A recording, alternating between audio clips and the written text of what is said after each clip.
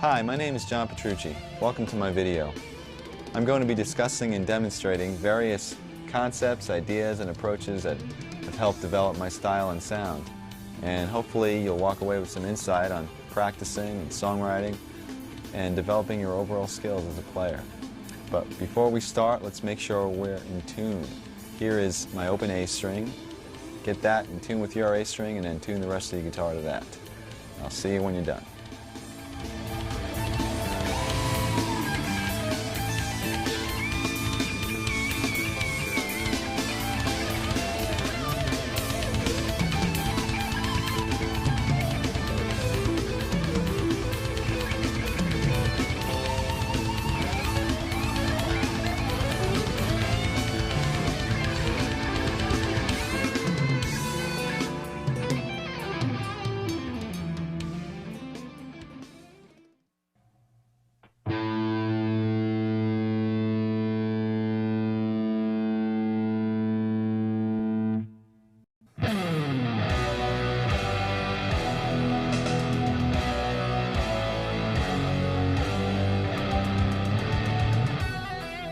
Okay, I'd like to begin with some warm-up exercises, and we're going to start with a couple that don't involve the guitar at all. So put your guitar aside for a second. And what we're going to do here is we're going to stretch the muscles that basically are involved when you're playing guitar. And I really think this is essential to having a productive practice session or gig. And it's also essential to not hurting yourself and cramping up. And it's very similar to what an athlete would do before they went in to play a game or do some exercising. Okay, the first one begins with stretching the back and shoulders and arms. And guitar players tend to slouch when we practice, so these are really important. I'm going to start with stretching your arm across your chest. Ooh, my arm just cracked, and yours might also. But you can feel it basically right through your back and your shoulder and your arm. And you should hold these stretches for about 10 seconds each. And then do the same thing with the other arm. Then after that, you can pull your elbow up over your head like this. And you can feel that stretch right through here and in through your back. And then once you do that, you can repeat these exercises as many times as possible. You can move on to your wrists. And we're going to start with stretching this part of the wrist by pulling your hand gently towards you. Don't pull too hard. You don't want to hurt yourself. Just feel it sort of warmly burn through here. Hold that for 10 seconds. And then do the opposite this way, and you can feel that burn through here. Don't pull too hard and don't crack your knuckles. You're just trying to stretch the wrist. The last stretch is your thumb, and what you're going to do is gently pull your thumb towards your arm this way, and you can feel the muscle stretch throughout here. And then repeat the same procedure with the other hand, and you can do this as many times as you feel necessary. And you should hold each stretch once again for 10 seconds each. Now let's move on to massages. Okay, basically when we massage the muscle, we're stimulating blood flow, and this type of thing you can do in between exercises or during a practice session. I even do this during a gig. So let me show you the areas that might be sore or cramped up. Basically starts with your shoulder muscles, the front of your shoulder, up in here, and use a pretty strong amount of pressure. You can use either your thumb or the heel of your hand or your fingertips. And then the outside of your forearm, this tends to cramp up a lot. And then your hand, and once again you can use your thumb, and you can massage through your palm by using pretty strong pressure. And you can also individually do your fingers like this, going all the way to the tips. And this is great, once again, in between exercises. It really helps to keep your hands limber and loose. And there are other simple things you can do, but just like rubbing one hand with the next and whatnot. And these type of exercises between the stretching and massaging should get you prepared to actually play the instrument. And the great thing about these is that you don't have to be playing. This could be as you're walking into a session, or if you have a couple of minutes before you go on stage or whatever. And it should help you have a more productive practice or gig and also prevent injury, which is very important.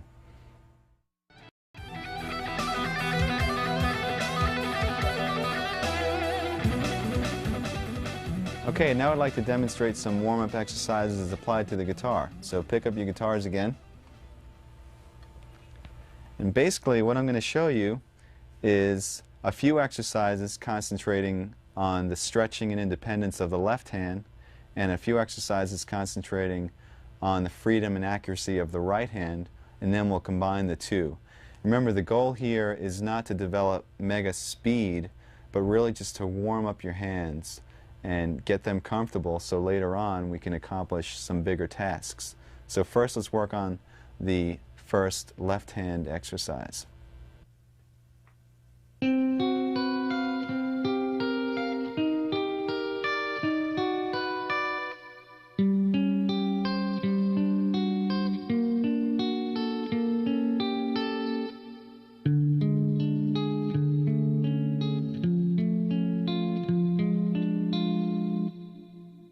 I suggest that you start this exercise higher up on the neck, because once we get into some stretches, it's going to be a little bit difficult as you go down low where the frets are bigger.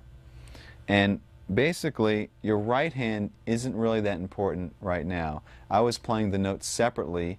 You can play them as chords if you'd like. You can play them without a pick. It really doesn't matter. We're concentrating on the left hand.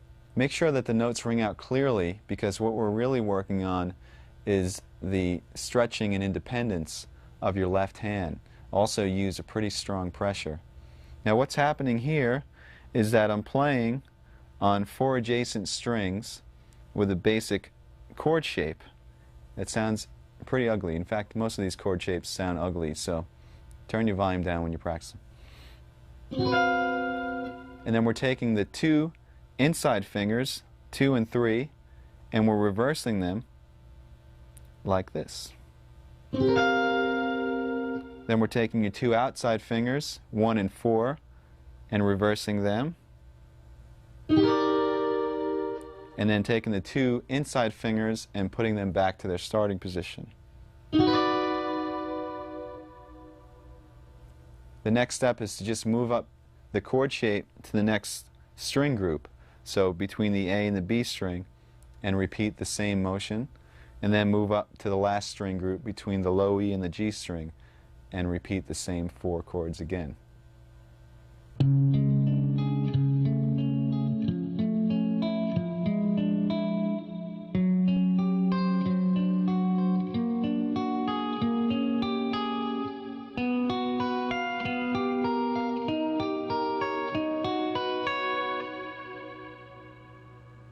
Okay, what I just played is the continuation of the first warm-up exercise. Basically, when you're through, you're going to have a sequence of stretches that continue down the neck. So this is considered part 2. And what I did is I started in our original position, which was between the low E and the G, and we were in the 10th position, and I stretched the first finger down a half step and kept the rest where they were, and did the same sequence of finger moves. So in other words, then reversing the 2 middle fingers, then the 2 outer, and then the 2 middle again, and just continued up to the next string group, and then to the final string group again.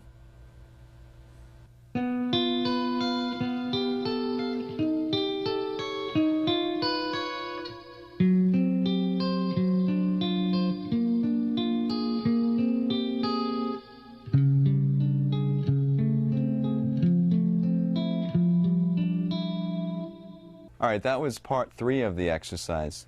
And at the end of part 2, we ended up with this position between the first string groups. Now what you're going to do is put your fingers back in order, and while leaving your 3rd and 4th where they are, stretch your 2nd down a half step. So we have this shape, and once again continue with the moves all the way up the string groups. Now for the final part.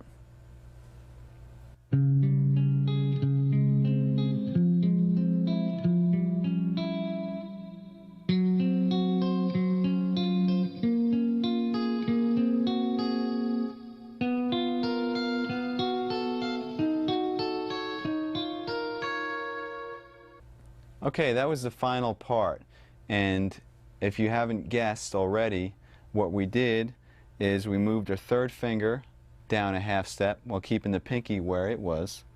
So we had this shape. This time the stretch is between your third and fourth finger, and continue with the pattern until we got up to the first set of strings again. And then all you do is you bring your pinky down a half step, which brings you to the exact same shape that you started with, but you're a half step lower, because we started originally in the 10th position, now we're in the 9th position. And that's the first warm-up exercise. Okay, the second warm-up exercise for your left hand is basically a variation of the one that we just finished. You can start in the 10th position again with the same setup, and we're going to do the same moves.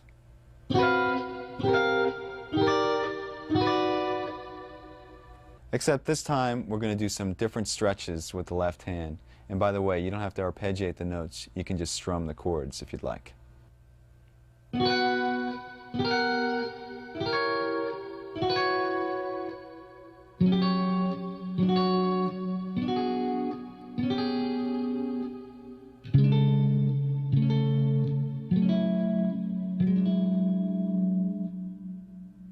Okay, this stretch was different in that instead of moving one finger down a half step, we move the first finger down a half step and the fourth finger up a half step. So we have a double stretch between the third and the fourth and the first and the second. And then we did the same exact moves.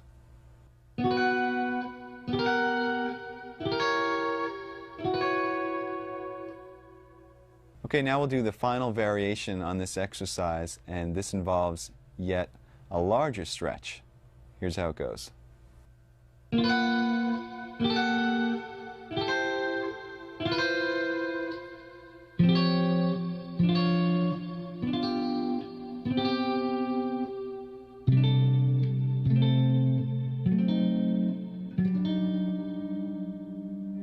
Alright, what we did here on the final variation is instead of just having a stretch between the first and second and the third and fourth, we have a half-step stretch now between every finger. So you do that by moving your first finger down yet another half step, and then your second finger down a half step as well.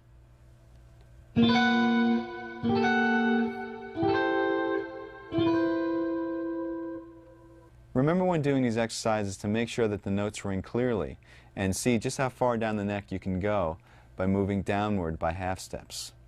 Now, for all you crazy guitarists out there, there is one more variation that involves some super stretches. Remember, don't hurt yourself.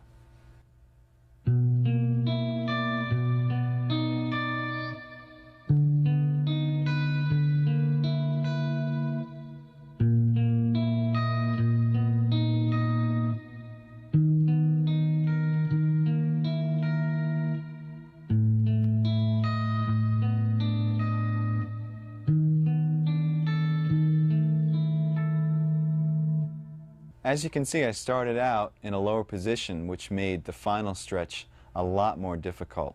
Let me break it down for you now. With this exercise, instead of having all your fingers on adjacent strings, we start with the two middle fingers, 2 and 3, on the two middle strings, D and G, and your first and fourth fingers on the low and high E strings. And then you just continue with the same moves that we've been doing throughout.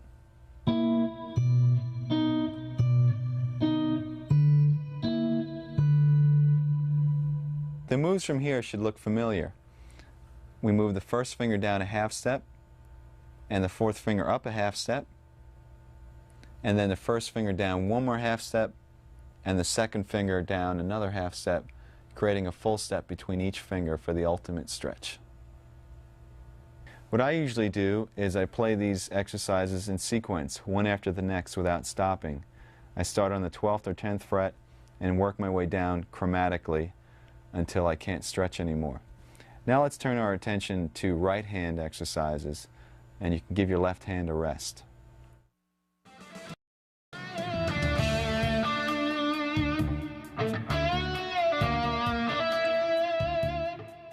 The next exercise concentrates on the flow and precision of the right hand and has many variations. So let me demonstrate it in its basic form.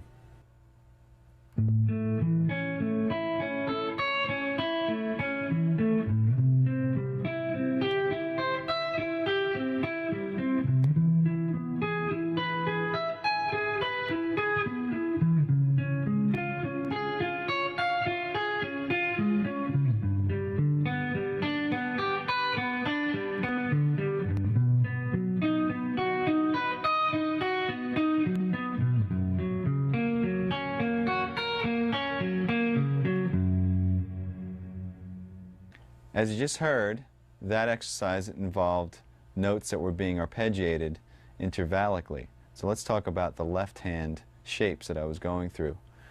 It's based off of a major bar chord form with an added third, except you're playing the notes separately.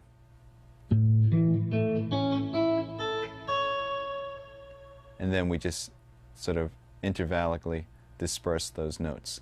Now that bar chord is moved up through a progression that doesn't make too much sense, but at least makes the exercise a little bit more interesting. It goes A major, C major, E major, C sharp major, G major, B major, and F sharp major. All right, now let me show you the pattern that we're doing throughout the chord or arpeggio. We're starting on the root, we're skipping a string, and going to the next note in the arpeggio. Then you're going to the second note of the arpeggio, in this case which is E, skipping a string again. Then to the third note of the arpeggio, the fourth. So we have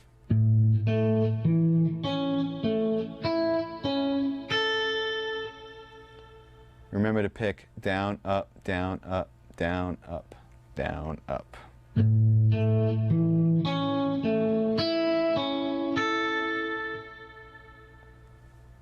To descend, you start on the added third, which is C sharp on the E string, and skip down to the G string. Then up to the B and skip down to the D. Up to the G, skip to the A. Up to the D string and skip to the E.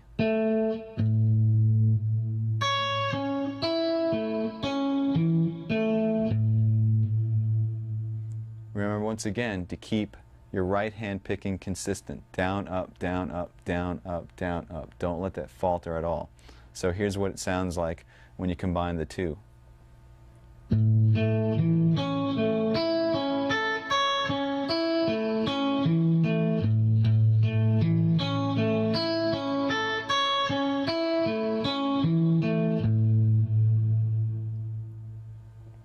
And then from there, just go through the sequence of chords that I outlined earlier, and you have the entire exercise. Okay, now that you know the initial exercise, all the variations involve the right hand, and we're going to concentrate on our picking. First of all, instead of starting with a downstroke and using down, up, down, up, down, up, do the same exercise starting on an upstroke and consistently playing up, down, up, down, up, down throughout the entire exercise. That's going to look like this.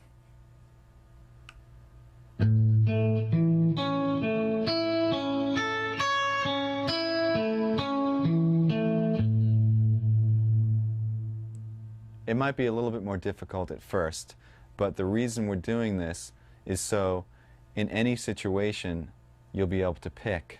you're not always going to have the comfort of starting on your favorite stroke, whether it's down or up. You should be able to sort of get through anything that comes your way. Now, the other variations involve playing more than one time on each note. We're going to start with playing twice on each note, then 3 times on each note, and then finally 4 times on each note. Not only that, but starting each sequence with a down and then with an up. So let me demonstrate through the one chord what these will look like on your right hand. We'll start with the doubles, starting on a down.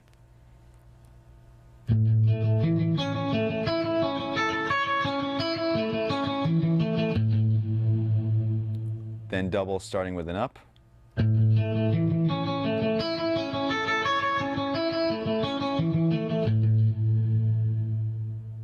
Then 3 times starting with a down.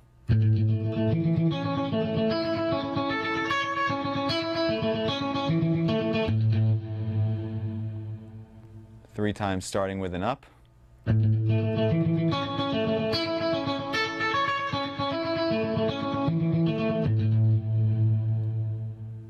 Four times starting with down.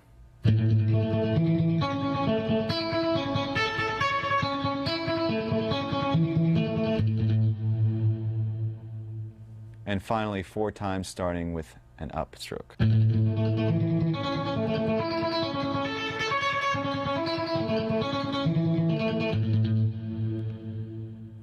Alright, what you're going to do is play each one of those variations through the entire chord sequence.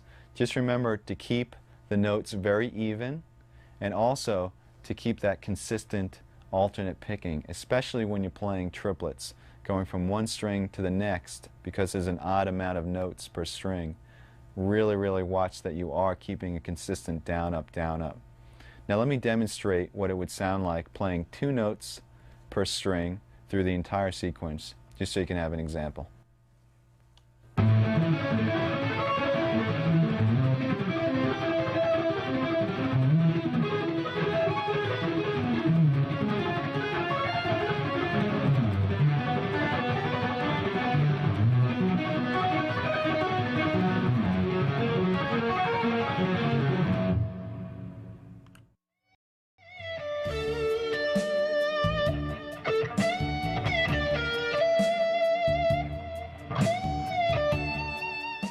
I basically have technique broken down into 4 categories. 1 is scalar or linear examples, 2 is arpeggiated examples, 3 is left hand or legato playing, and 4 is sweep picking. And what I do is I have files in a file cabinet, and I collect information from videos and books and lessons and whatever, and I file them according to topic. If it's an arpeggio thing that I learned from a magazine, I rip it out and stick it into the arpeggio section. And then when it comes time to practice, instead of saying, oh, there's millions of things, how am I going to practice all this stuff? Basically, I make a master list of what's in all those files, and that list changes from day to day. You constantly add to it. And you sit down and you basically customize a practice session. So let's say you have about 2 hours to practice. I personally have 4 categories, so I'd pick one item from each one of those categories and practice that item for a half hour. Move on to the next, practice that for a half hour. And then by the time I'm done after 2 hours, I've covered the entire topic of technique.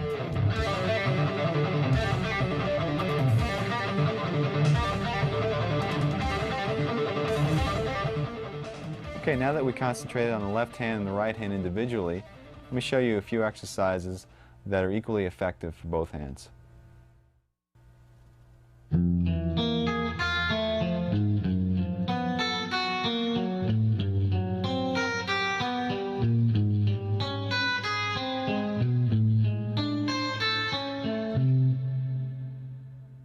Okay, this exercise starts with your first finger on the low E string on the first fret in the first position.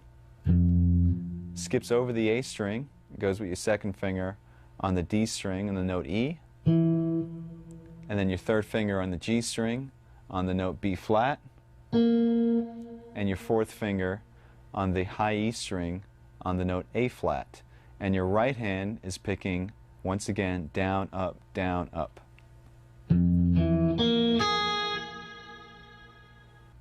Now the next step is to simply flip your hand, sort of like a mirror image. So your first finger is now on the high E, and your fourth finger is on the low E, and start from the high E and go down to low E with the picking, down, up, down, up.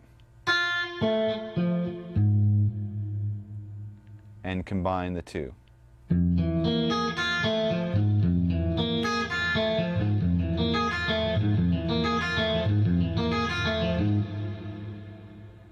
What I did after that is I ascended chromatically, and you should take this all the way up to the 12th fret, and then descend using a similar but slightly different pattern.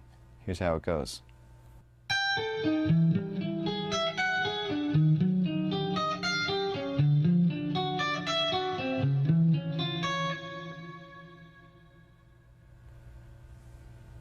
Okay, all I did there is, instead of starting on the first finger and ascending 1, 2, 3, 4, we started on the pinky on the high E and descended 4, 3, 2, 1.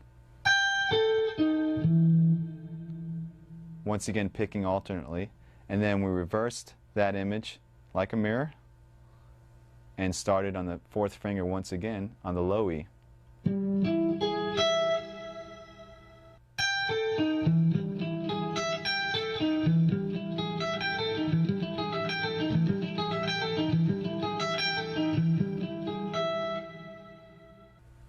Alright, since this exercise involves alternate picking through string skips, make sure that your right hand picking is very accurate and that you keep your pick close to the strings so you don't hit the string that you're actually skipping.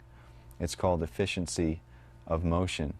Now, you should also practice the same exact exercise starting on an upstroke as well to make sure that you're ambidextrous. No.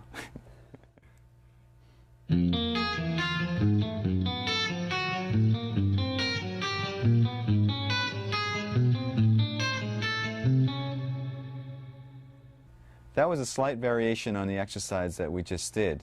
Instead of playing the notes in order, 1, 2, 3, 4, I'm playing 1, 3, 4, 2, 1, 3, 4, 2.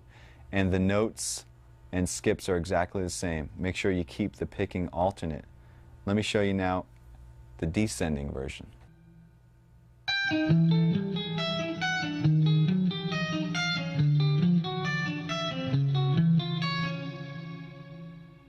Alright, that was another slight variation, this time on the descending pattern. Instead of playing 4, 3, 2, 1, you play 4, 2, 1, 3, 4, 2, 1, 3, and continue that pattern down the neck chromatically.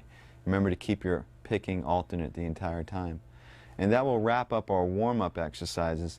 I usually play these type of exercises for, I guess, about 10 to 20 minutes before actually tackling some more difficult practicing or a gig or whatever. And it usually helps to get both hands acclimated to the guitar, especially when you're cold. So have fun and make sure you warm up.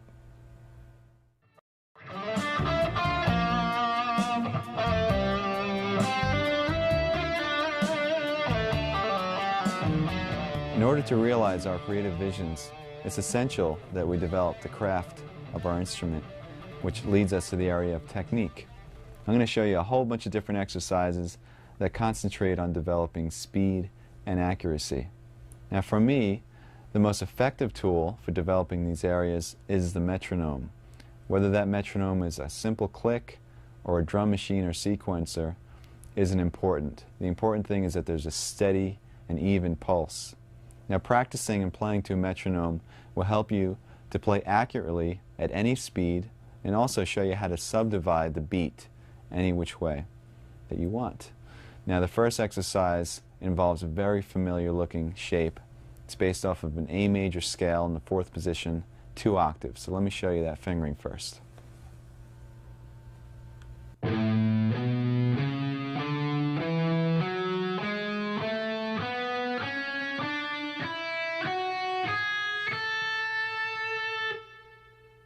This exercise involves playing to a steady pulse. In other words, the speed or tempo of the click is not going to change but how we subdivide that click is going to change. First, we'll start with playing one note per beat, which is chord notes. Now, I have a metronome setting of 66 beats per minute, which is really slow, but by the time we're done, you're going to be playing a lot of notes per beat, so it's important that we start slow. Remember also to keep a consistent down, up, down, up, down, up picking pattern the entire time. Here is chord notes to the metronome. 3, 4.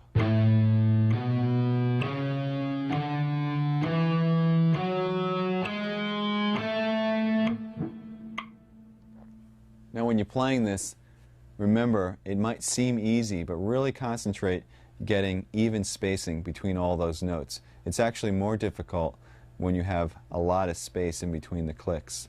Now let me demonstrate eighth notes to the metronome. This would be 2 notes per beat. 3, 4.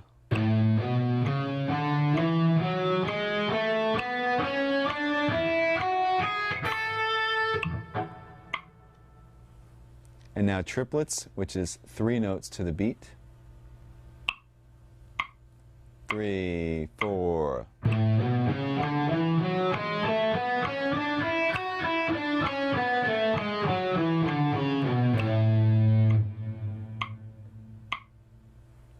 The next division is 16th notes, 4 notes per beat. 3, 4.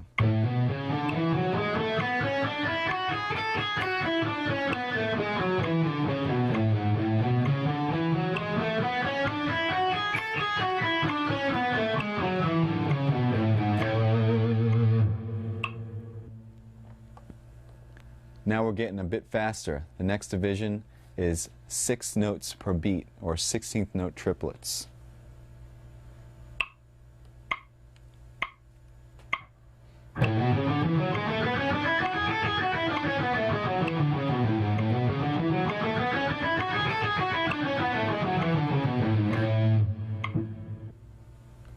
And the last group is 32nd notes, or 8 notes per beat. And this is going to be quite faster than what we started. But remember, the pulse didn't change at all. It's just the division of that pulse. 3, 4.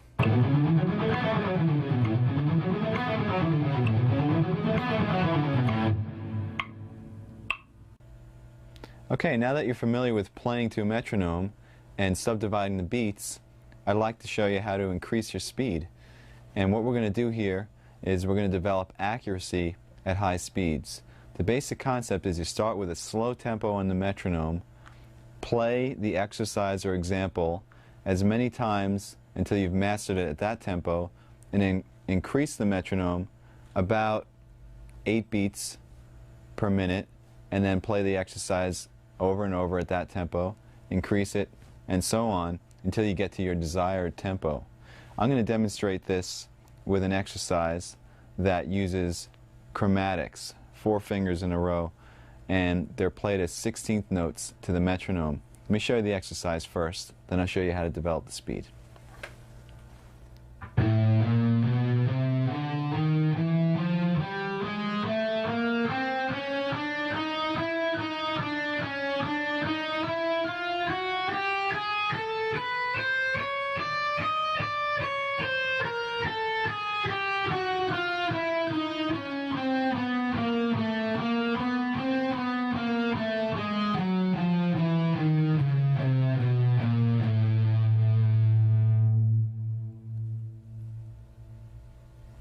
As I mentioned, this exercise is based off of a 16th note pattern, which means you're going to be playing 4 notes per beat.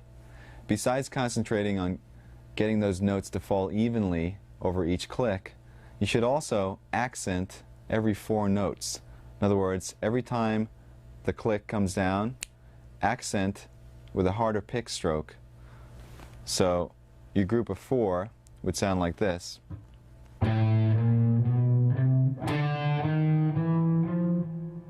Etc., etc. And what this is going to enable you to do is when you get faster and faster, that accent will be your reference point.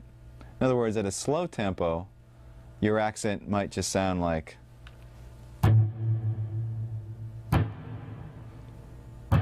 etc. And you'll be able to know where you are. But at a faster tempo, when the notes are whizzing by, your accent might be, in other words,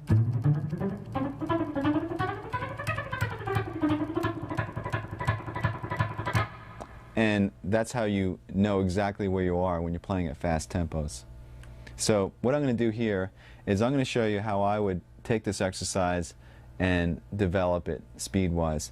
Now, the first thing you have to do is you have to get a goal tempo.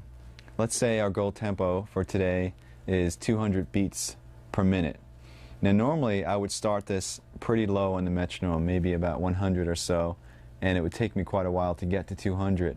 But for the video's purpose, I'll start at about 120 and I'll increase it in larger increments than I would normally do, just to save some time. And what's going to happen is by the time I get to 200, hopefully not only should it be wailing, but it should also be clean. Another thing to keep in mind is your technique that you're using when you're playing slow should be the same technique that you use when you're playing fast. In other words, when you're playing slow, you're programming in your technique. So when you play fast, be consistent in your hand position and also in your left hand position, your right and left. Okay, here we go.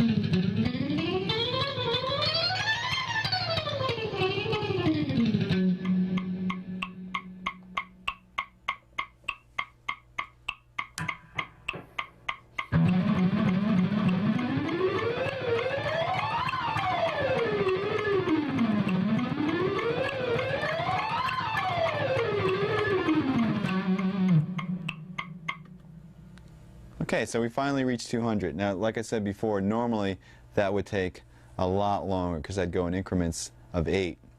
Now, if you find at any point along that development that you just don't have it, it's not coming together, it's not clean, like I'm going up to 200. If 176, I felt like I was pushing it, it's a good idea to back the metronome down, go to a slower speed.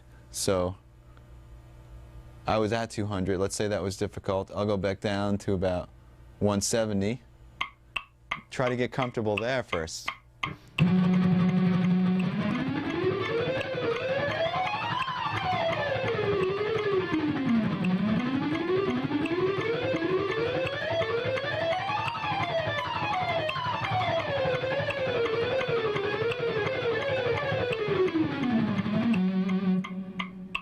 And then go back up to 200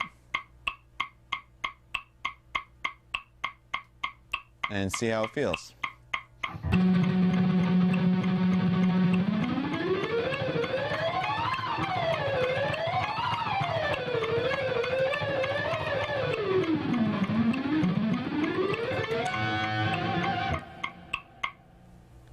On a similar note, if you reach this desired speed that you're going to and you still want to push the envelope a little further, what you can do is, let's say you want to hit 208 now. Go past 208, go to like 216 and just kill yourself, and then go back to 208 and that tempo will feel a lot easier. Let's attempt that.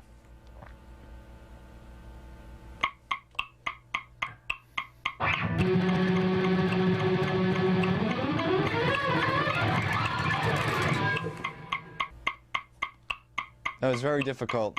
Let's go back down to 208 and see if it's any easier now.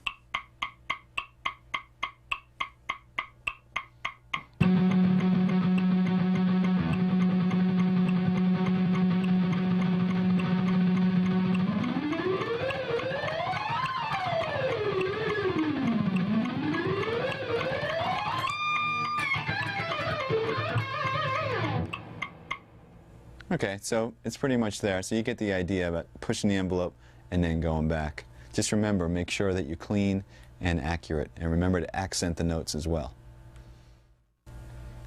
Okay, now I'd like to demonstrate the same technique, building speed and accuracy, but this time with a 16th note triplet pattern. You're going to play 6 notes per beat, and it's based off of a 3-note per string pattern in E minor. So here it goes.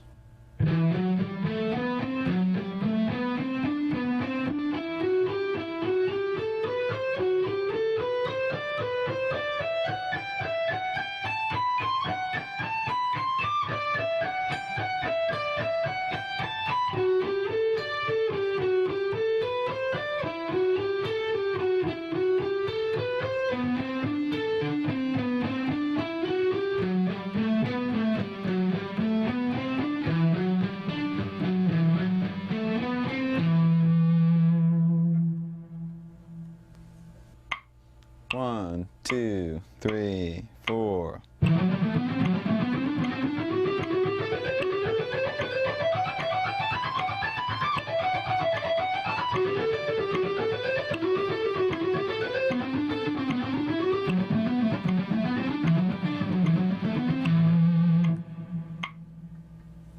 Okay, then you would follow the same steps to get to your goal tempo. Let's say your goal tempo in this case is about 126. Let's hear what it sounds like at that tempo. 1, 2, 3, 4.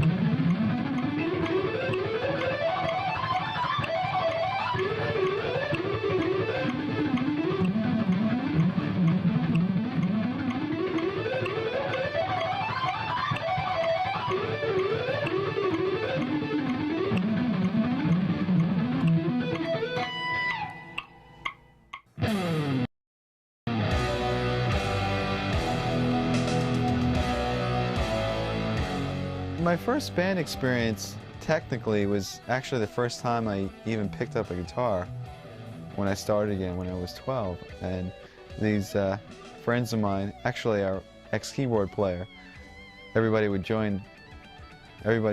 gather at his house because he had a piano. And I remember they were playing some Neil Young. They were playing Hey Hey My My. And they assigned me the little down, down, down, down. That was my part, and I sat there getting that. And I guess that was kind of a band experience.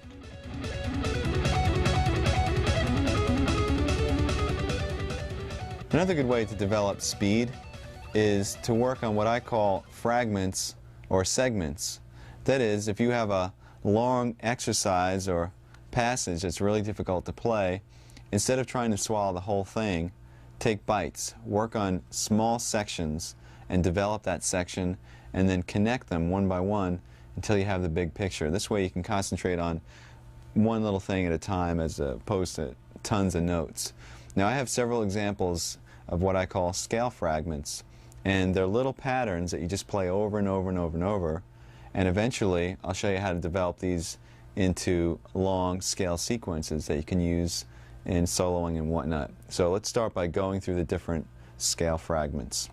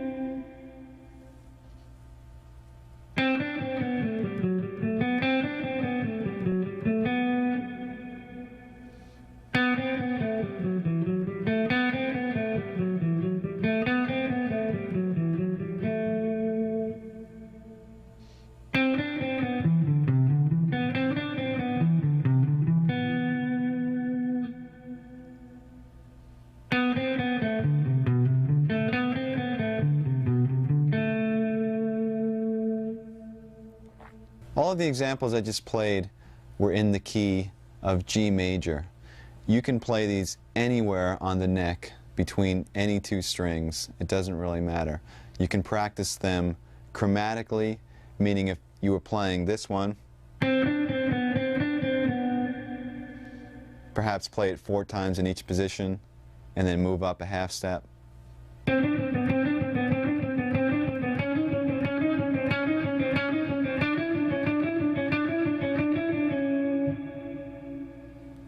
Or you can pick a key and play them diatonically. In other words, conform your fingers to the notes in the key.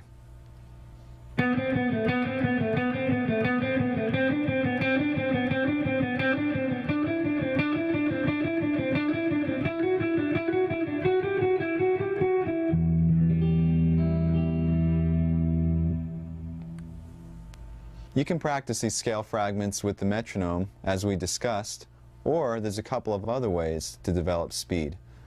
First way involves playing the exercise over and over and over, but starting in a slow tempo and gradually increasing the speed and then bringing it back down to a slow tempo. So you're almost like revving, you're almost revving your playing. And as you do this, as you play faster, you can also vary the degree of dynamics that you pick with. You can pick harder or softer. It's a really good way to develop the speed. Here's an example.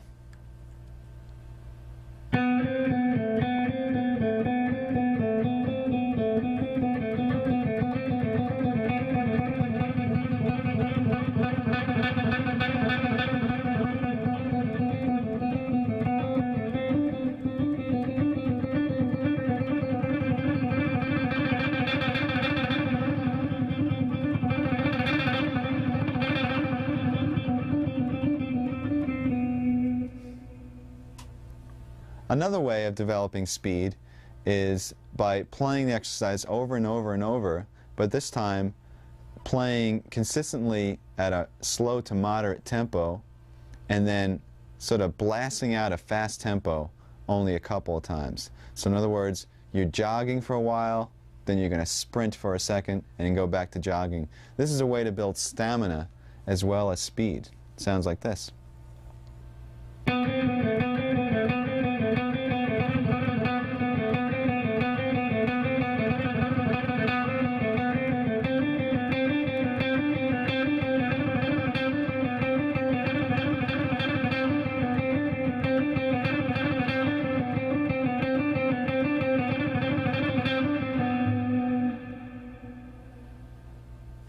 Now, a fun thing to do when you're working on all these exercises, since they're pretty similar, some of them are using 16th notes and some are 16th note triplets, is to sort of interact. In other words, mix them together. Like you might have one that sounds like,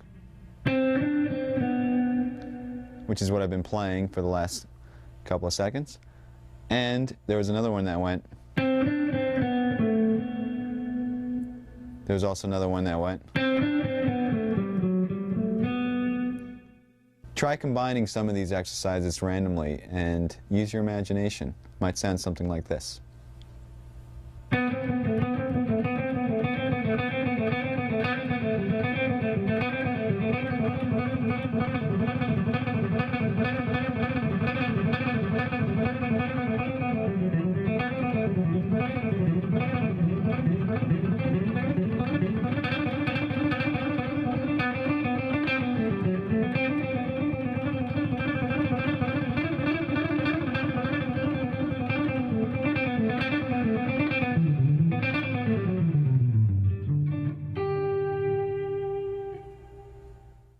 Each one of these fragments could now be used in a longer sequence of notes, perhaps a run through a scale or whatnot. So let me show you how a few of these can be developed. 1, 2, 3, 4.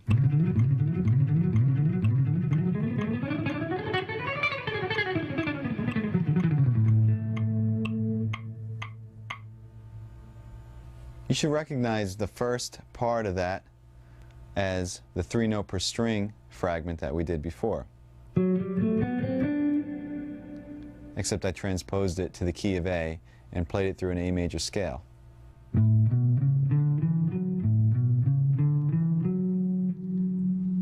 And And the sequence consisted of playing that same pattern starting from each string.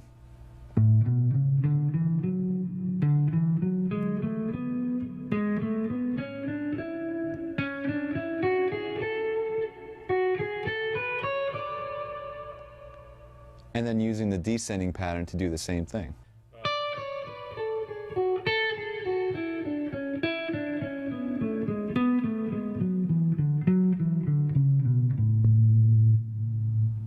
Now you can play these patterns through the scales, you can change positions, you can play and repeat the sequence in any position as many times as you want, just kind of mix it up, and that makes for a good run in a solo if you're trying to build some tension. I'll demonstrate that a little bit later. Let's move on to another long sequence of notes that's based off of another fragment.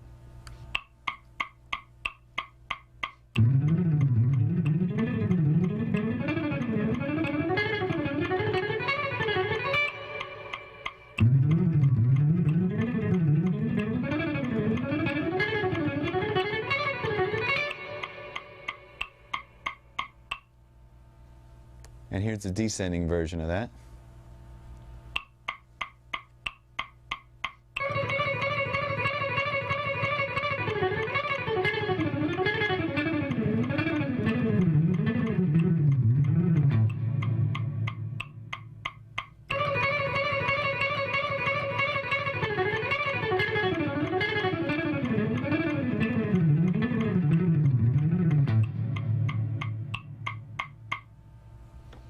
Okay, once again, hopefully you recognize the little fragments that originated these little runs. And descending, while it's fresh in our mind, came from that and sounded like this.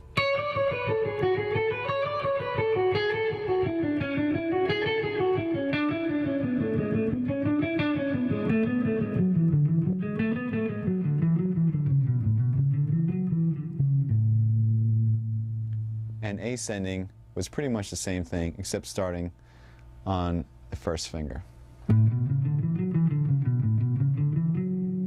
It also has a little bit of the triplet in there. But we're just arranging the notes so that it works out to be a 16th note pattern.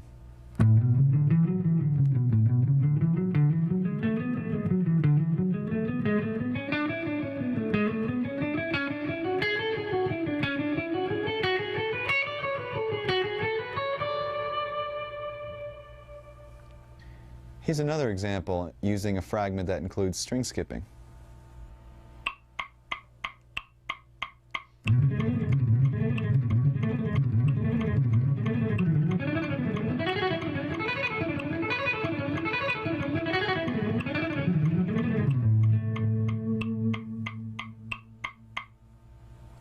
Now with this one, instead of moving up the neck, playing 3 notes per string, I stayed in the same position because it facilitates skipping strings without having to do any position changes. So instead of having to go something awkward like that, we're staying in the same position. So the scale shape I'm doing has a repeated E, but we don't really hear that repeated E because we're skipping strings.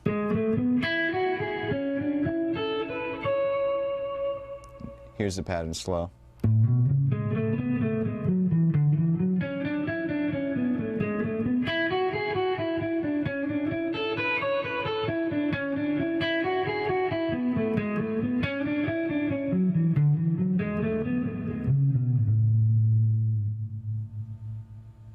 Let's just do one more 16th note pattern through a scale, once again using one of the fragments that we learned earlier.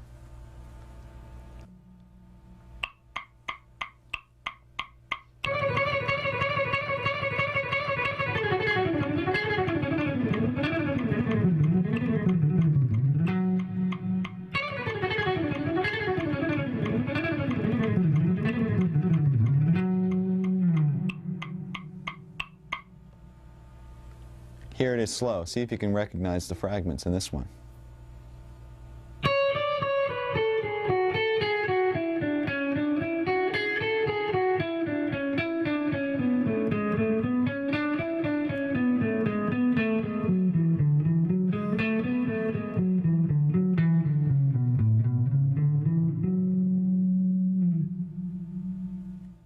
Okay, now that we have all the scalar technique under our hands, let me show you how this can be applied to improvising. I'm going to solo over progression in D minor, basically using D Dorian and D minor scales, and I'm going to throw in a couple of these 16th note runs, and you can see the way it interacts with the melodies and whatnot. And once you get a taste of this, maybe you can try it in your own solos.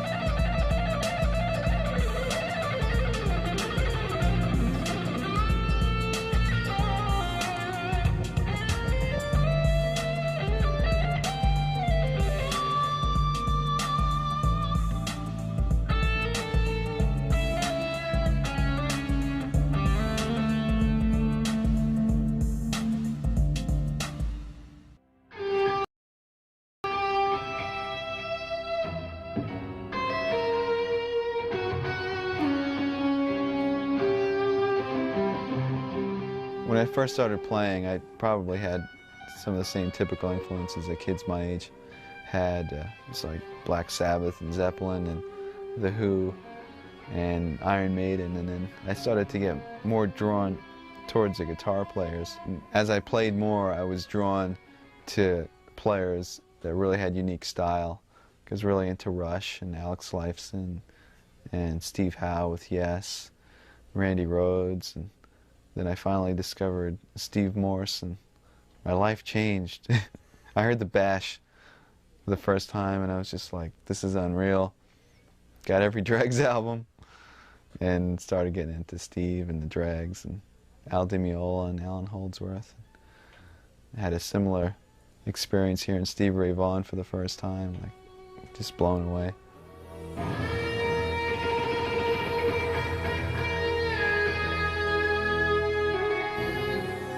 One of the more difficult techniques for most guitarists is using alternate picking through arpeggios. Now this has been something that's been difficult for me for a while, and it's actually making me kind of mad, so I analyzed what the problem was, and I came up with an interesting little fact. First of all, the problem always seemed to arise when I was encountering what I call inside the string picking. Now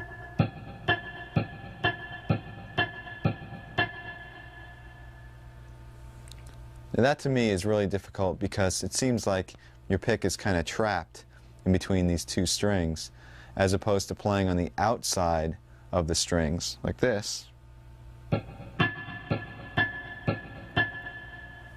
where it feels like you have a bit more freedom of motion.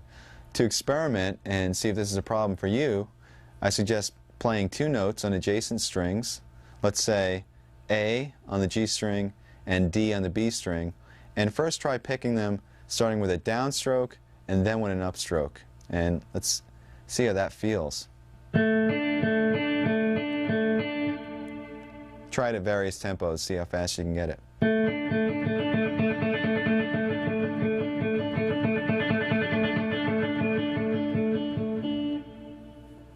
Now do the same thing, but start on an upstroke and go up, down, up, down. You're going to encounter that inside of the string picking phenomena. Let's try that.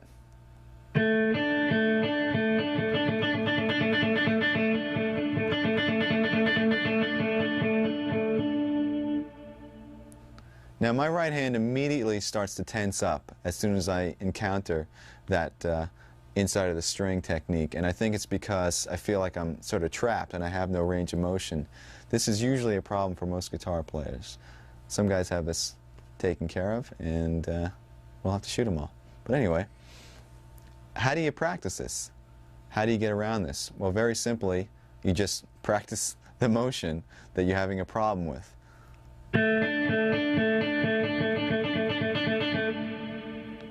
Now, this could be very boring if you sit there doing that for any period of time that's going to make it effective. So what I've done is I've come up with a little etude that practices and concentrates on the inside of the string picking. And by the way, if you ever have something that you're trying to work on and you need to develop it, come up with some little progression or etude or song. It makes it a lot more interesting. So let me demonstrate it for you now slow, and then I'll play it up to tempo.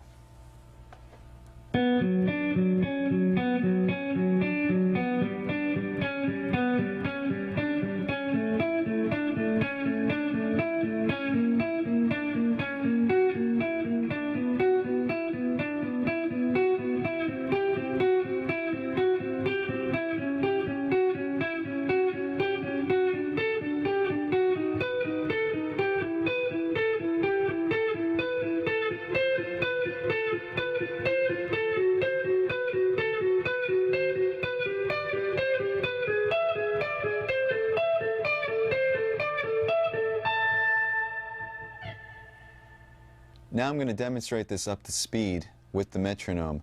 Make sure that the pick strokes are even and that you maintain, in this case, down, up, down, up, down, up, because we're starting on a higher string and going to a lower string, which once again makes us encounter this inside of the string technique. So here we go.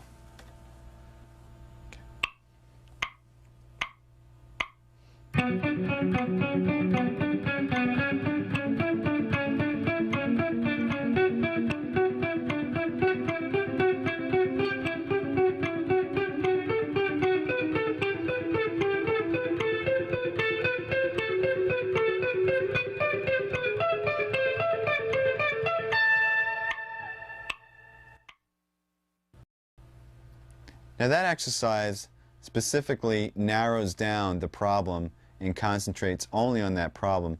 But the thing is, you're going to encounter this picking hang-up through an arpeggio. In other words, some part of the arpeggio you'll have no problem playing, and other parts you might have this inside of the string thing. Let me demonstrate on a major arpeggio. If I play G major in the 7th position, I have down, up, down, up. Now the initial down, up isn't a problem. Either is the next down. But it's when you go to the D on the G string, you have the inside of the string picking down, up.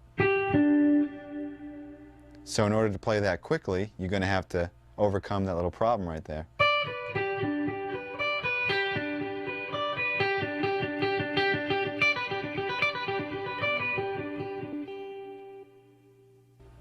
So once again, instead of practicing that same arpeggio over and over, I came up with another little etude that incorporates major and minor arpeggios, and that picking hang-up is kind of snuck in the middle of the arpeggios. So it's not just only concentrating on that, but it's incorporating it into a larger picture. Here it is slow.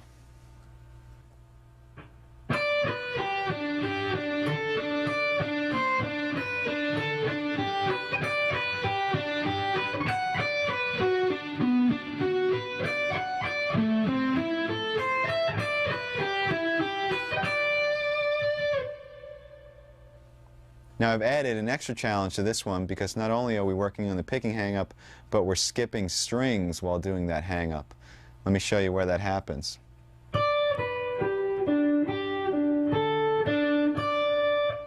Right over here between the D and its octave, between the D and the C, between the D and the B. you're playing up, down, and also trying not to hit the B string while you're at it.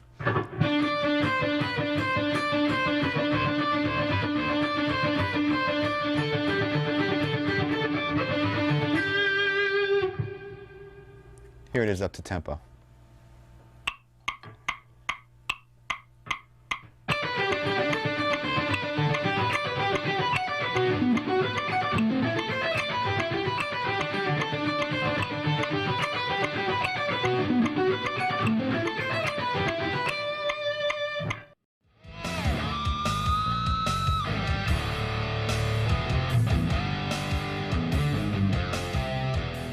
I first picked up the guitar when I was 12, and I didn't take any formal lessons. I took music theory my last 2 years in high school, so I had 2 years of that, and I went to Berklee right out of high school. A couple of times I had some scattered lessons before Berklee. I took a few lessons to try to prepare myself, and I remember going to group classes with a friend of mine, but I never really took any formal continuous lessons. By the time I went to Berklee, I had been working on technique and chops and stuff like that, and I had a couple of years of classical music theory. So when I came into Berklee, all the things like arranging and sight singing and harmony and a jazz perspective, I had no clue. So I remember taking the placement and just getting in like level 1 of everything and starting from scratch. And I think that the most I learned there was in harmony and about chord structure and progressions, and also how to continue to learn, because that was one of the things that I kind of picked up on, is that there's such a resource out there, whether you're going to school or not. I mean, it's great to go to school because you have the discipline of going every day, but there's just so many resources out there, and the students that really applied themselves, whether it was to the library, the listening rooms, or attending recitals, they really excelled. And the ones that just kind of sat there and thought it was all going to come to them eventually weren't there anymore.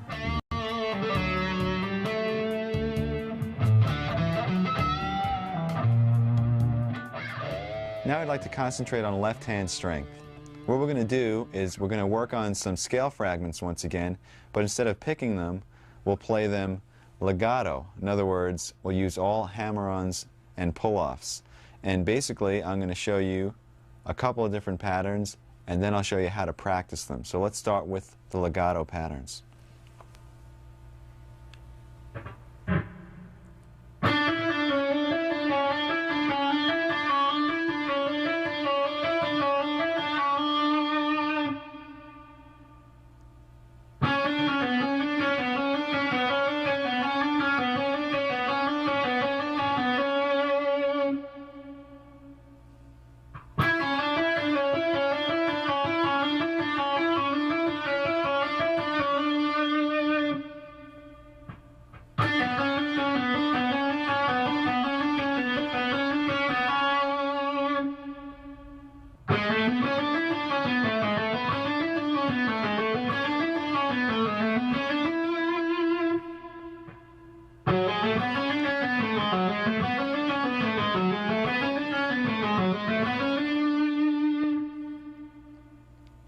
Okay, this is how we're going to practice these. You're going to play each pattern to a watch this time for a minute each. If you feel like you need more, you can do each for 2 minutes or 3 if you'd like. The idea is to not stop. Do one exercise into the next, a minute each. And you can play them at varying speeds. Just make sure that the notes are clean and that you're using complete legato technique. Now, with the last couple, notice I did pick, except I only picked when I was ascending from the D string to the G. Happened right over here.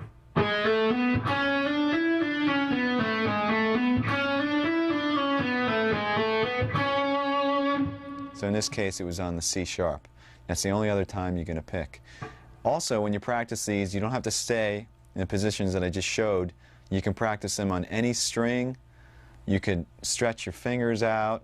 You can play them in any position, in any key, diatonically or chromatically. Let me demonstrate a little bit. Remember, 1 minute each without stopping.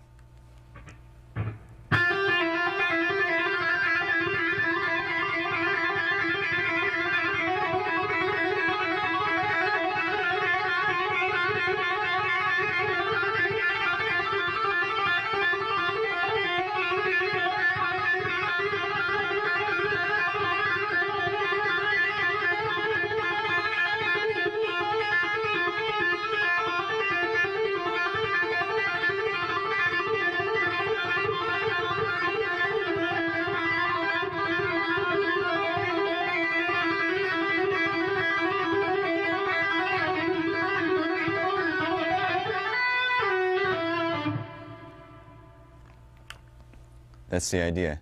Okay, once you get those all practiced, I suggest that you do our little massage thing that we talked about in the beginning, and also stretch your wrists, because it's time to take those fragments and put them into expanded sequences through scales using very little picking. Once again, this is called legato. Here's the first exercise. Okay.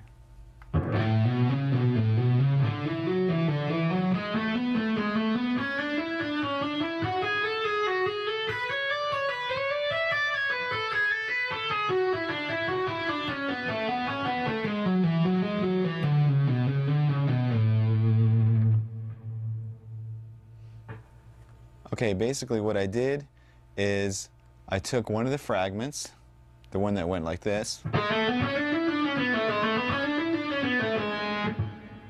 and also another one that went like this, and combined them ascending through an A major scale.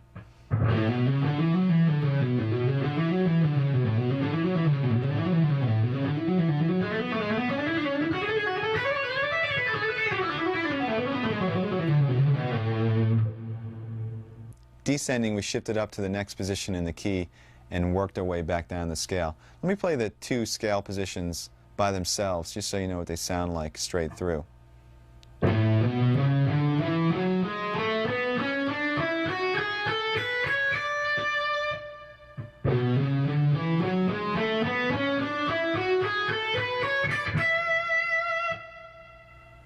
And you can practice that sequence between any two positions in any key, or even using nonsense patterns, just shifting up by half steps, maybe something like this.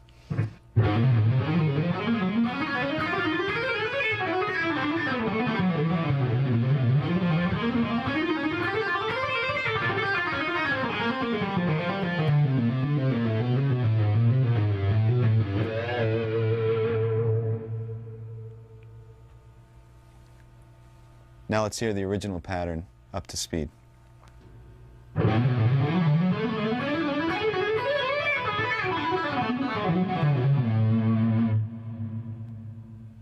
Here's one more legato example. This one is in the key of E minor, and it shifts positions quite a number of times. So practice it slowly and make sure that you get those position shifts clean and clear. This also involves some right hand tapping. Here it is slow.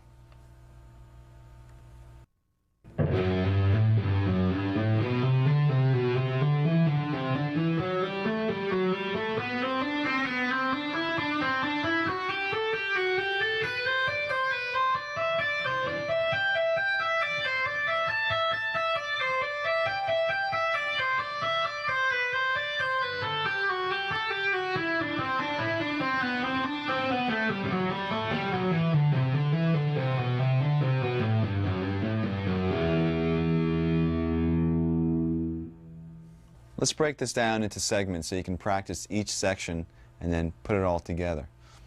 It's basically ascending in 3 octaves, and the pattern repeats. Here it is. So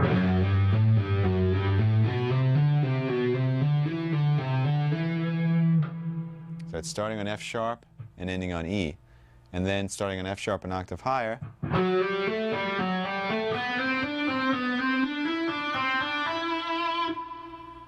the exact same thing, and then 1 octave higher, starting on the B string,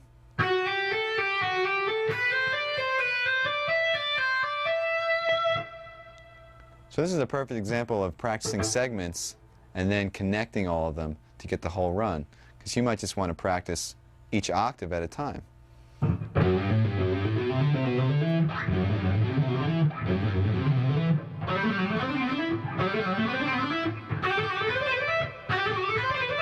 Then put it together.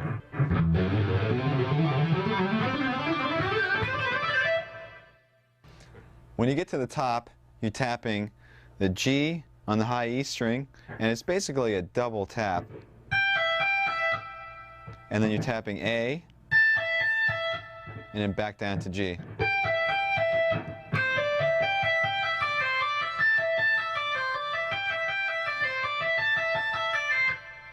So you could practice that small fragment a few times and get that under your fingers.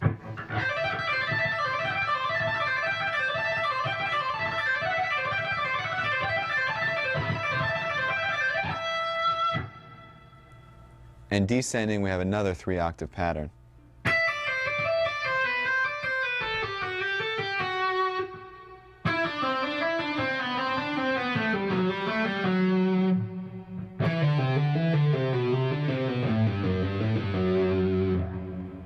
So you can practice each one of them as a fragment, just master that octave.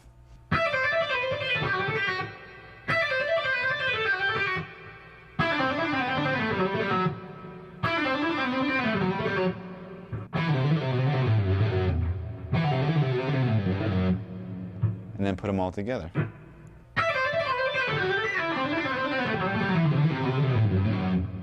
Now I'm going to play the whole thing, ascending and descending up to tempo.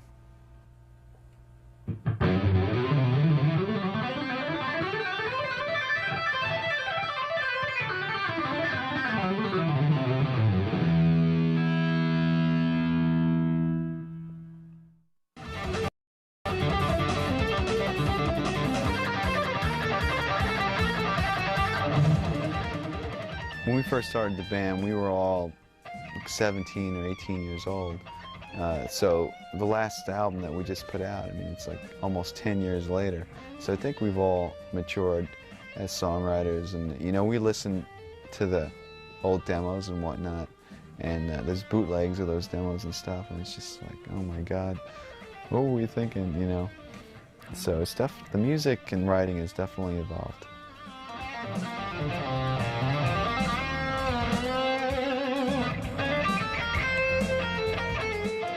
To wrap up the topic of technique, I'd like to introduce a different style of picking other than alternate. It's called sweep picking, and some of you may be familiar with this technique, some of you may not be, but in either case I'd like to offer you my exercises and things like that that basically isolate the technique, and then you can expand and apply it to things that you might already know. Now, I usually apply sweep picking to arpeggios and not really to scalar examples. And I also use it in a way where it's sort of a weapon or a tool to execute a fast flurry of notes. Let me show you a couple of exercises that work on the technique.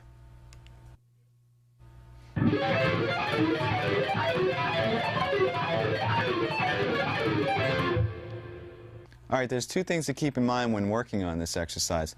One of them is to separate the notes of the left hand. In other words, you're not playing chords, but you're separating the notes and playing arpeggios.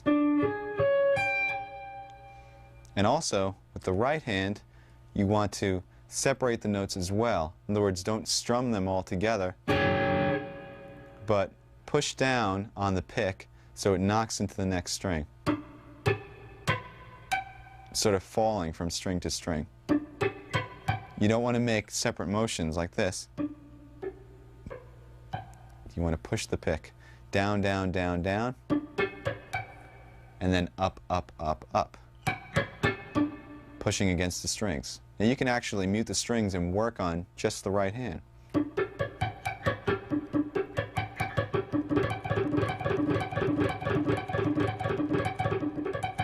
You don't want it to sound like this. You want the separation.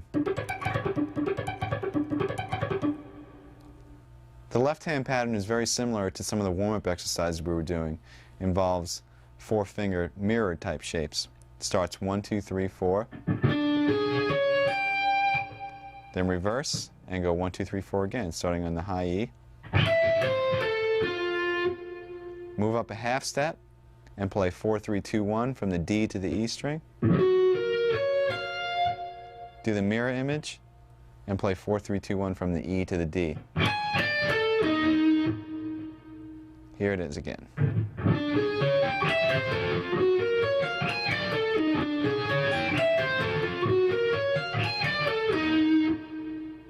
And then simply move it up, continuing in half steps.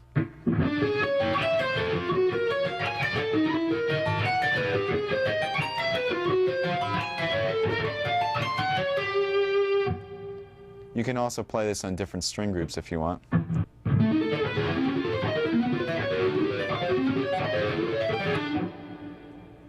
Okay, just as a fun variation, you can take this technique and just mutate the notes of the left hand, and I came up with, once again, another etude using the sweeping technique. It goes like this.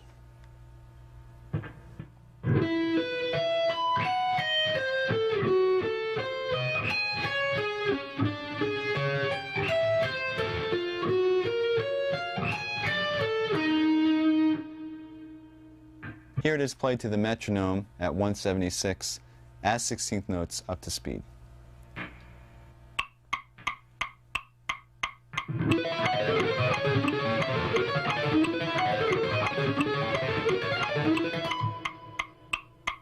To break this down, we're using the exact same pattern as the exercise.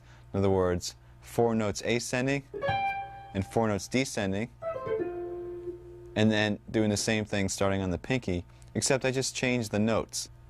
We start on E, and we're playing a power chord, E, and then the 5th B, and then we're doubling that, E and B. And for the reverse, we're playing an A diminished 7th chord, starting on F sharp and descending to A. F sharp, E flat, C, and A. Then we're going down a minor third, and we're doing an F sharp diminished 7th. So we have F sharp, A, C natural, and E flat,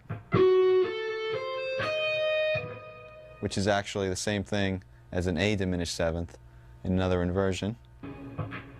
And for the reverse, we're playing a D flat power chord, which is D flat and the 5th A flat. But we're starting on the A flat and descending.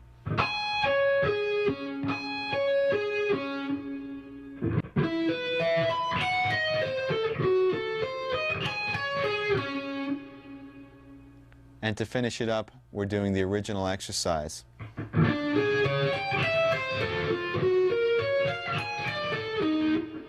Which ends us up on E flat, a half step away, to start over again.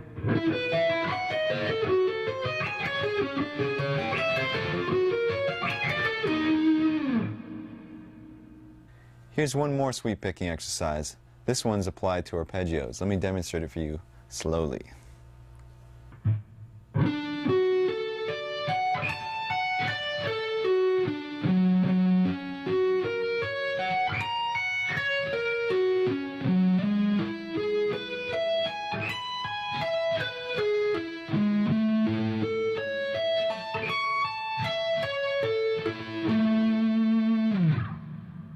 This pattern is based off a major arpeggio, so let's go through the different arpeggios and the chords that they come from. First one is D, coming from this chord fingering, with an added 5th, A. The second one is F sharp, based off of an F sharp bar chord, with an added 3rd.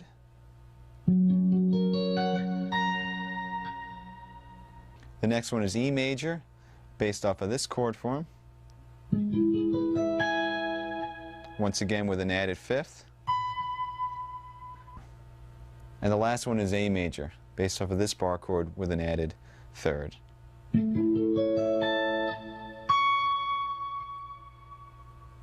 Starting with D, the picking goes down, down, down, down, down. When you get to the A, that's when you're going to reverse and play an upstroke and pull off to the F sharp.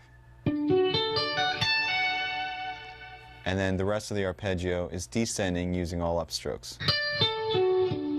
Remember to separate the notes, you're not playing a chord. When you get to the next arpeggio, F sharp, you're still continuing with an up. In fact, you can almost consider it the third of the D arpeggio. So you're kind of finishing up the D arpeggio. Because after that, we're going to repeat the F sharp and start with a downstroke and outline the F sharp major arpeggio. Down, down, down, down, down, down, and then up on the A sharp. Pull off to the F sharp and continue all consecutive upstrokes to finish off the arpeggio.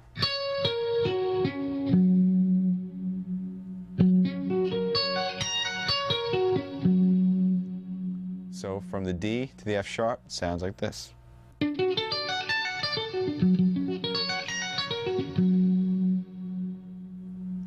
Then we're going to move up to G sharp, which is the third of E, and basically we're going to follow the same exact pattern. So starting with a down, reverse at the top where the fifth is, do a pull off and come back down using all ups. Repeat the third of the chord, which is G sharp, and then move up a half step and play the A major arpeggio the same way. And that's it. Here it is up to tempo.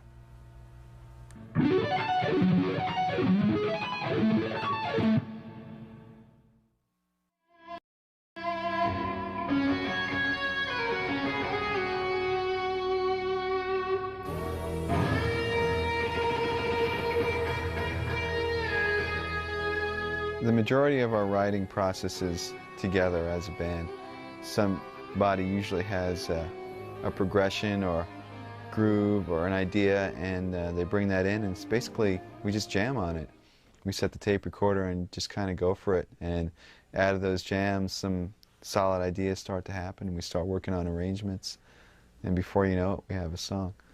Do you write lyrics yourself at all? Yes, I write lyrics, and I'm really interested in lyric and melody and how that contributes to the song, the real importance of the lyrics and the melody and the vocalist.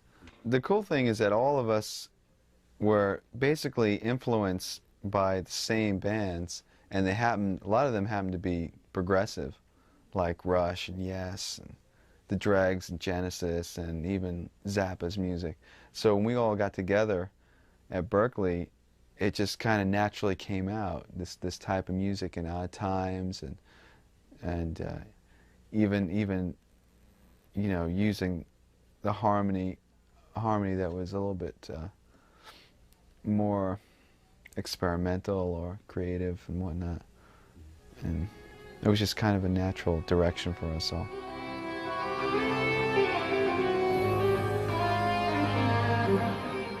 We've been focusing in a lot on developing techniques for soloing and chop building, but let's switch gears now and concentrate on building your chord vocabulary. What we're going to do is we're going to take the ever faithful power chord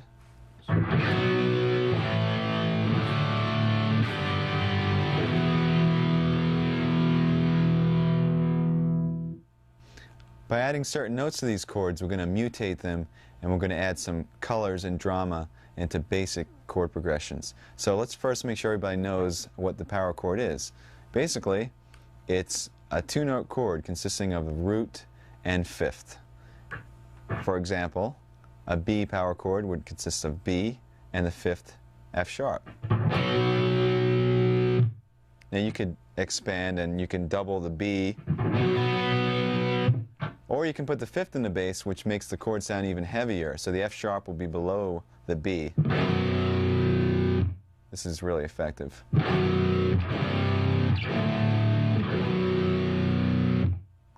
And one other type that's not really a typical power chord, but it's a progressive power chord. You take the root, the fifth, and you add the ninth on top. It sounds like this.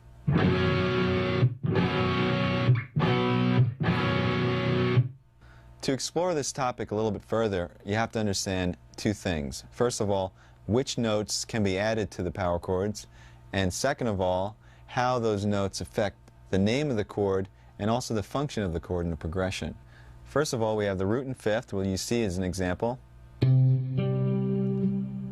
If we add an E or a third to that, we have a C major chord.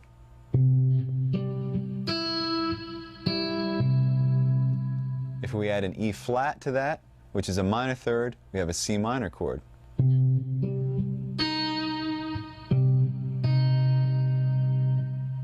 If we add a second or ninth to that, we have what's called a suspended second chord. In this case, it would be a D.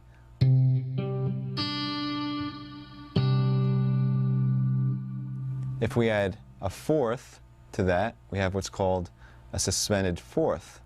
In this case, the fourth would be.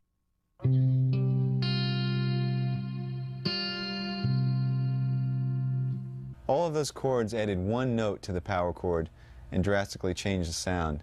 Now let's go through some chords that add two notes. If we add the major third and the major seventh, we have a major seventh chord. So you'd have the power chord, the major third E, and the major seventh B.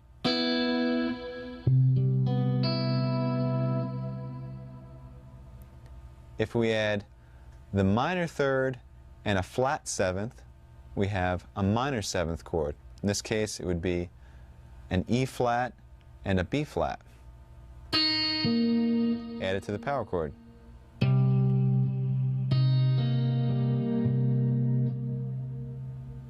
If we add a major third and a flat seven, we have what's called a dominant seventh chord. In this case, E is a major third, B flat is a flat seventh added to the power chord.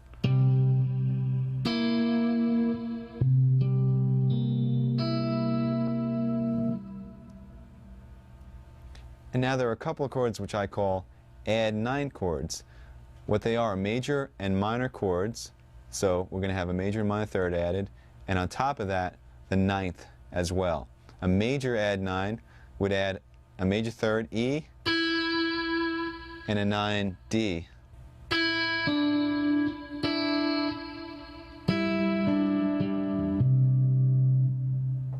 A minor add nine would add the flat third, E flat, and the ninth, D.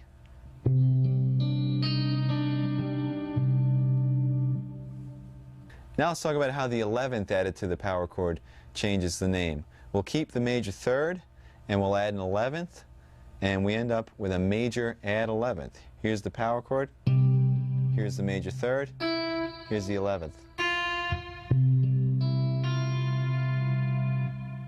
Don't worry, we won't be playing these fingerings. And the final chord is a minor 11th chord, where we add three notes: the minor third, the flat seven, and also the 11th, which once again is F. And just to make this easier for now, we'll put the fifth in the bass.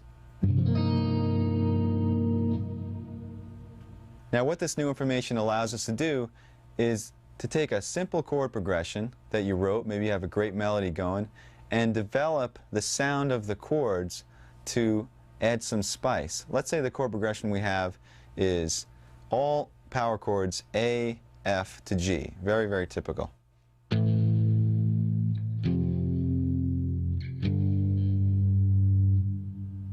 By adding some of these intervals and creating these more interesting chords, perhaps we can make it sound a little bit more interesting, or we can take it in a more dramatic direction. So I'll turn the A into an A minor add 9. We'll turn the F into an F sus 2. And maybe the G into a G sus 2.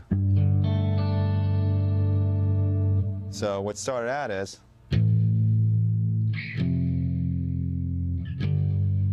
now it sounds like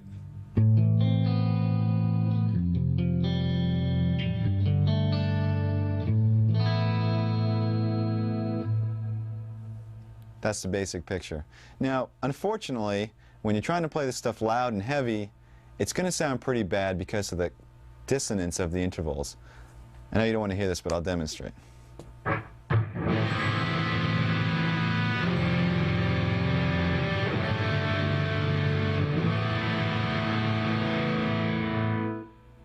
Some of them don't sound that bad, but once we start getting to 11ths and 7ths, believe me, it's horrible.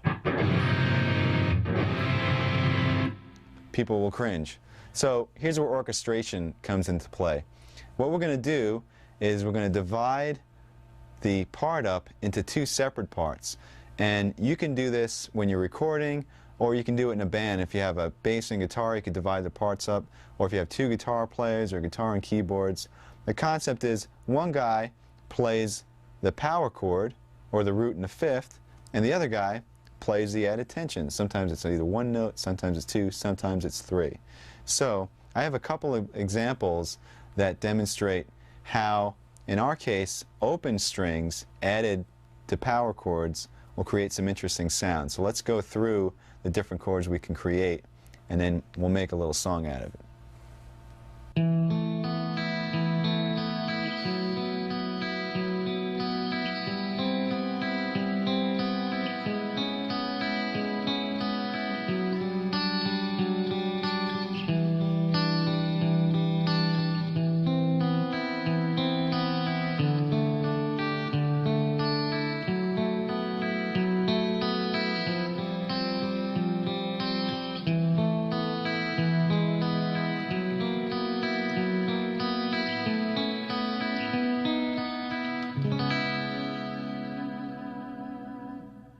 The first power chord was an A.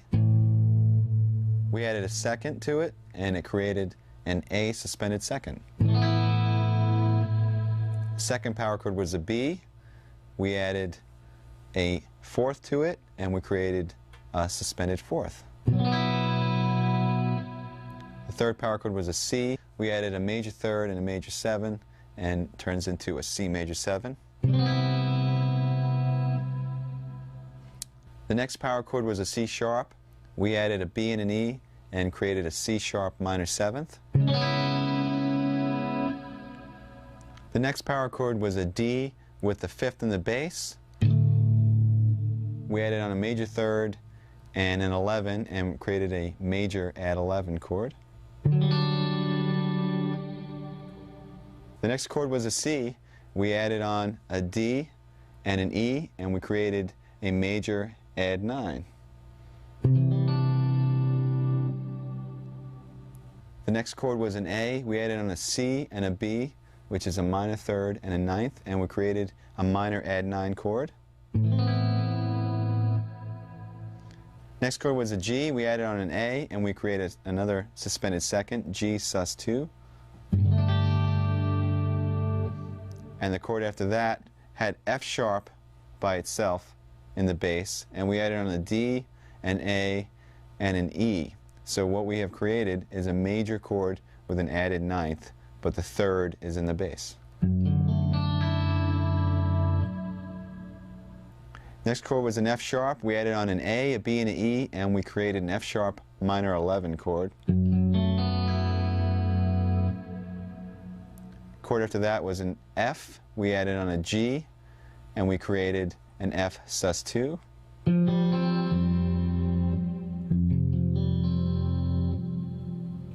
After that we had an E, and first we made an E suspended fourth by adding on the fourth A, and then we made an E major by adding on the third G sharp. So we had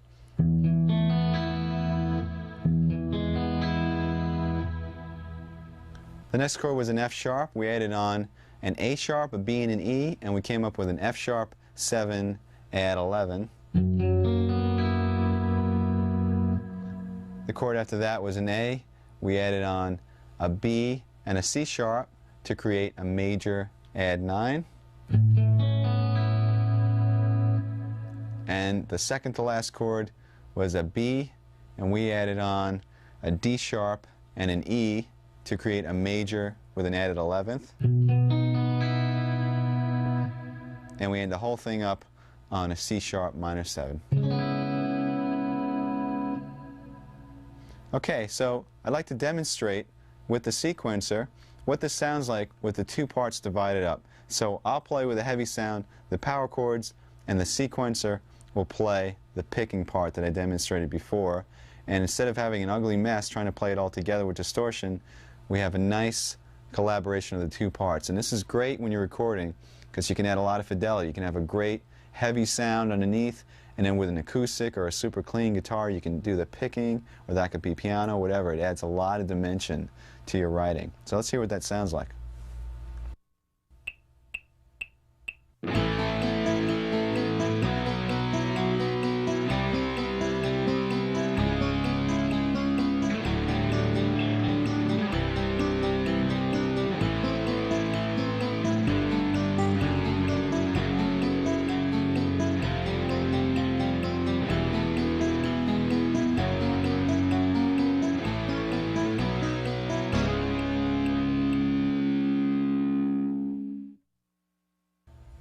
As you can see, our power chord has come a pretty long way. We started with some really basic nonsense and we came up with some pretty cool sounding chords. Now, granted, the progression that I created for that exercise really doesn't make too much sense. So let me show you a little song that incorporates a lot of those chords and is more like a piece of music. I mean, you can use it for background to a vocal part, or it could be backing up a solo or whatnot, but it uses basic power chords that I'll be playing, and the sequencer will be playing the second guitar part. And check it out.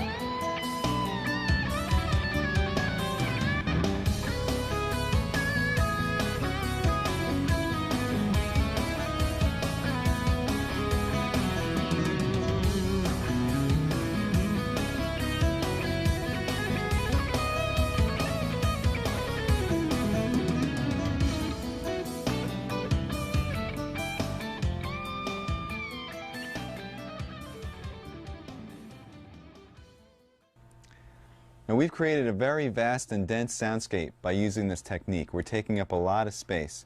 So it's important that you really listen to what the other players in your band are doing. For instance, let's say this type of interaction that we just went through was going on between bass and keyboards.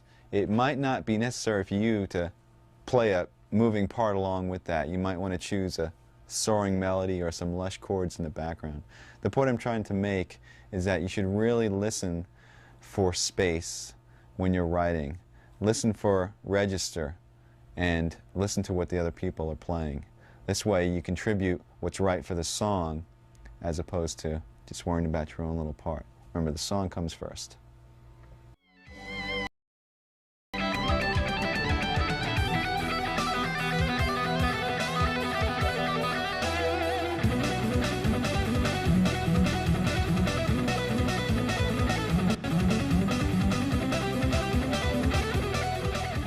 Yes, it is.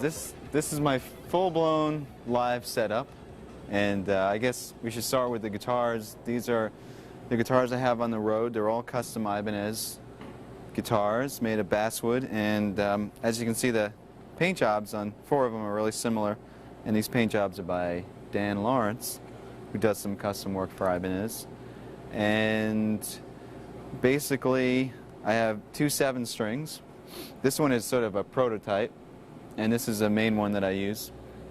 And 3 6-strings on the road. There's string gauge is 9 through 46, and the low B on the 7-string is a 56, and they're Diodario strings. And the pickups are DiMarzio. As you can see, each guitar is the same setup, just 2 humbuckers, and they're all direct mounted into the body. There's no middle pickup at all, and the knob placement is so that my hands don't sort of knock into anything. Like on a Strat, you might have a problem with your pinky or whatnot. And these pickups were custom designed by Steve Blucher for DiMarzio. And basically one of the interesting things about these, as you can see on all the other guitars, is there's one 3-way toggle switch. And the cool thing is that in the middle position, you have the center 2 coils on, but they're still hum canceling. Gives a really sweet sort of scooped sound for clean passages, particularly. And the frets are 6100, and it's a rosewood fretboard. This is my live setup. This rack was custom designed by Mark Snyder, and basically you got 4 Mesa Boogie cabinets. They're Celestion Vintage 30 speakers in those cabinets. And what's going on here is I have an amp switcher, and the amp switcher is switching between 3 different preamps, 2 Triaxises and a Boogie Mark II C+. Everything that's in the rack, like the Crybaby and the noise gate and the volume pedal and the parameter pedals, are all hooked up through this multi-pin system that goes to the pedal board, which I'll show you in a second, and it makes setup very easy. And also, the rack has a data dump. It's an Alesis data disk that allows me to save or reload any of my MIDI programs for the PCM 70 or the TC Electronics 2290, or even the Mesa Boogie Triaxis. So once again, on the road, it's really important to have backup and to make sure that nothing goes wrong. And it's also very well shielded. All the grounds are isolated from the chassis, so you have no buzzes. Once again, it's really important from venue to venue with the different sort of RF and electricity that goes on in these stages. I use these picks. These are Jim Dunlop Jazz 3s for all the electric playing. And then for acoustic, I use these Dunlop 0.71 millimeter picks, which are a little bit lighter. And I play the acoustic. This is an Ibanez acoustic, and it's better for strumming and whatnot, the lighter picks. And the way it's set up over here on the stand enables me to go from electric to acoustic very quickly during the show. Just kind of come up to it and play a song.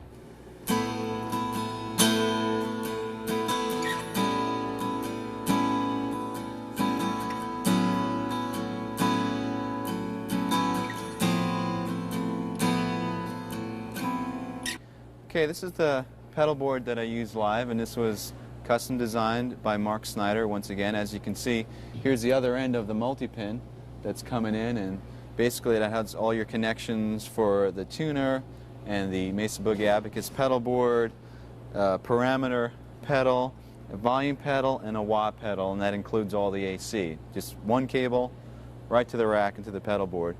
And this is how I change my patches. Basically, each patch is designed so all your effects and amp switching and whatnot happens just with the press of one button. The cool thing about this rig is that it's very versatile. So not only do I have different patches for different sounds, let me demonstrate. You have a clean sound setting, different types of clean sound settings, like some with some cool delays.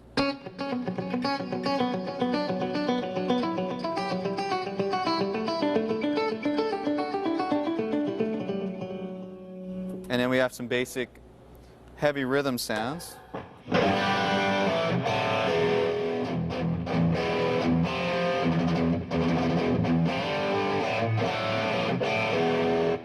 Some other rhythm sounds with different choruses and whatnot.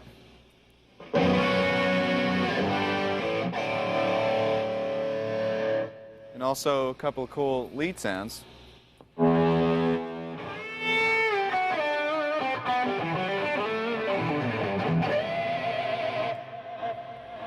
One of the cool aspects about this pedal board is the real-time control over the parameters. In other words, I can control the parameters of the tri-axis to shape the sound as I'm playing, or I can control the effects parameters to maybe add some more delay or take delay out or reverbs or whatnot.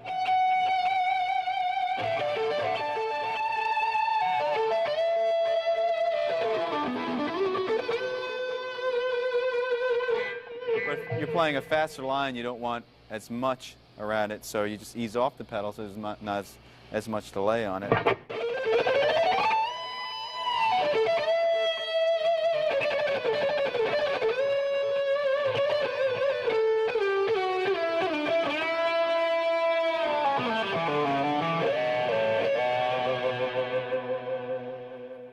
So you have full control over what you're playing.